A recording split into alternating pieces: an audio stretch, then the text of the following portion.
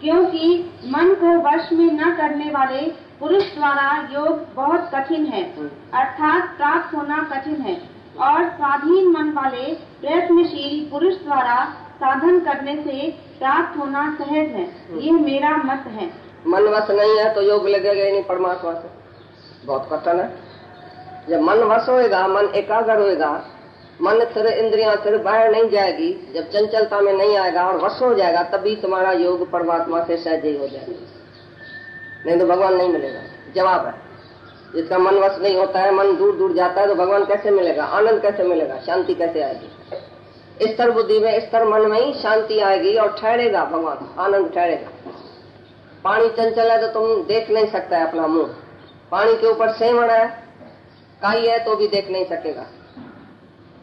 तो जब काई को तुम दूर करेगा और पानी को साफ करेगा, मलिनता मट्टी है तो भी तुम मट्टी शक्ल नहीं देख सकता, तो मट्टी भी नहीं चाहिए, चंचलता भी नहीं चाहिए पानी में, और सेवण भी नहीं चाहिए। मल विक्षेप आवरण, मल मना मलिनता, पानी मैला है, विषय विकार में मैला हो गया है मन, तो भी तुम्हारे को भगवान का दर्शन नहीं होगा। चंचल है, इधर गया उधर गया भागा, रजोगुण, रजोगुण जिसका वश में नहीं है, चंचल बुद्धि है, उसमें भी तुम परमात्मा को, स्थिर बुद्धि से ही परमात्मा को पाएगा, नहीं तो भगवान का दर्शन नहीं होगा। मल विक्षेप और आवरण, आवरण माना ये काई, माना देह ध्यास, मैं देह हूँ, ये जब तक नहीं जाएगा तब तक तीनों जो है बात नहीं जाएगी, तब तक आत्म साक्षात्कार नहीं होगा। मतलब मन जब स्थिर होएगा तभी आत्म साक्षात्कार होएगा, आनंद आएगा। और मन चंचल होगा, मन स्थिर जिसका नहीं है, उसको योग नहीं लगेगा परमात्मा। आत्मा का ध्यान नहीं कर सकता है तुम, आत्मा तुमको समझ में ही नहीं आएगी तो आत्मा होती क्या है, क्योंकि मन और इंद्रियों के घाट में घूमता रहता है गलियों में, तो तुम आत्मा में कैसे पहुंचेगा। जब मन स्थिर हो जाएगा, मन कहाँ भी नहीं जाएगा, कुछ भी नहीं चाहिए मन को, चैन आई, कामनाएं, संकल्प विकल्प सब दूर हो जाएगा, तभी तुम्हारी एकाग्रता होगी और आत्मा का आनंद आ जाएगा, तभी तुम्हारा योग परमात्मा से सहज ही लग जाएगा। इसके लिए मन वश करना जरूरी है। शिथिल यत्न वाला श्रद्धा युक्त पुरुष योग की सिद्धि को अर्थात भगवत साक्षात्कारता को न प्राप्त होकर किस गति को प्राप्त होता है। तो भाई जो श्रद्धा वाला है पर यत्न में थोड़ा ढीला है, पुरुषार्थ कम है उसका, तो वो योग को प्राप्त न करके, परमात्मा को प्राप्त न करके किस गति में जाता है। समझो इस जन्म में कोई आया है और सत्संग सुन रहा है, योग के लिए साधन कर रहा है, परमात्मा से कैसा भाई मेलाप हो जाए, श्रद्धा भी है, विश्वास भी है, आता भी है और ऐसा लगन भी है उसको, पर वो पुरुषार्थ में कम है थोड़ा, अभी पूरा पुरुषार्थ नहीं कर सकता है जो इधर ही उसको सिद्धि मिले या परमात्मा मिले।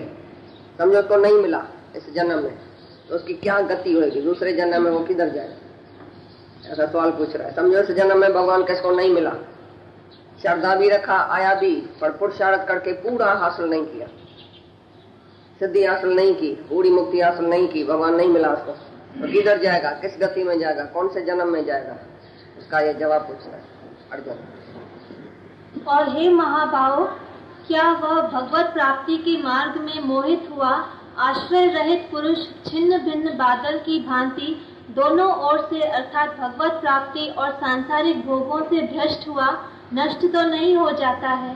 भाई संसार भी छोड़ा बेचारे ने, भोग भी छोड़ा, दुनिया भी छोड़ी और मुक्ति भी नहीं मिली, तो छिन्न भिन्न बादल की तरह इधर उधर जाके नष्ट तो नहीं हो गया। भाई वो स्वर्ग भी नहीं उसको प्राप्त होएगा, क्योंकि दानपन भी छोड़ा और दुनिया का भोग भी नहीं मिलेगा दूसरे जन्म में, क्योंकि स्वर्ग की इच्छा से उसने कर्म भी छोड़ दिया, सब देवताओं की पूजा और ये इच्छाएं वासनाएं सब छोड़ दिया, इधर भगवान के प्राप्ति के लिए ही निकला, तो सत्कर्म भी छोड़ दिया, तो दुनिया का भोग स्वर्ग भी उसको नहीं मिलेगा और मुक्ति भी पूरी नहीं मिली, तो छिन्न भिन्न होके नाश तो नहीं हो जाएगा। हे कृष्ण, मेरे संशय को संपूर्णता से छेदन करने के लिए आप ही योग्य हैं, क्योंकि आपके सिवाय दूसरा इस संशय का छेदन करने वाला मिलना संभव नहीं है। भाई तुम ही है मेरा गुरु, तुम ही मेरा जो है ये संसार भ्रम निकालेगा, दूसरा तो कोई देखने में नहीं आता है दुनिया में जो मेरा संसार निकालेगा, तुम ही समर्थ है मेरे भ्रम निकालने के लिए, इसके लिए तुम ही मेरा ये भ्रम निकालो, ये संशय मेरे में उत्पन्न हुआ है। इस प्रकार अर्जुन के पूछने पर श्री कृष्ण भगवान बोले, हे पार्थ, उस पुरुष का न तो इस लोक में और न परलोक में ही नाश होता है, क्योंकि हे प्यारे, कोई भी शुभ कर्म करने वाला अर्थात भगवत अर्थ कर्म करने वाला दुर्गति को नहीं प्राप्त होता है। कोई भी थोड़ा भी इस रास्ते पर आया है तो दुर्गति तो कभी नहीं होगी उसको, क्योंकि आखिर भी उसने शुभ कर्म किया है, भगवान के रास्ते में आया है, भगवत प्राप्ति के लिए उसने थोड़ा भी पुरुषार्थ किया, एक कदम भी आगे बढ़ाया तो उसका नाश कैसे होगा? भगवान के लिए कोई आवे और उसका नाश हो जाए, चाहे एक कदम भी उठाए, चाहे एक दिन भी भगवान के लिए कुछ किया होवे पुरुषार्थ, तो भी उसका नाश नहीं होगा। वो कभी भी नीच गति को प्राप्त नहीं होगा, अवगत्याओं के नहीं मरेगा और उसके लिए बहुत अच्छा कुछ आगे होएगा।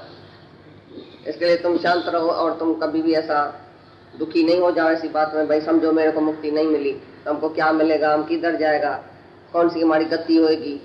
बोला तुम कोई सोच नहीं करो, परलोक में चाहे लोक में उसकी कोई अवगति नहीं होगी, कोई भी खराब काम खराब बात नहीं होगी उसके लिए, क्योंकि आखिर भी शुभ कर्म के लिए भगवत प्राप्ति के लिए वो निकला है ना घर से, तो उसकी अवगति कैसे होगी? इसके लिए तो कोई चिंता नहीं करो।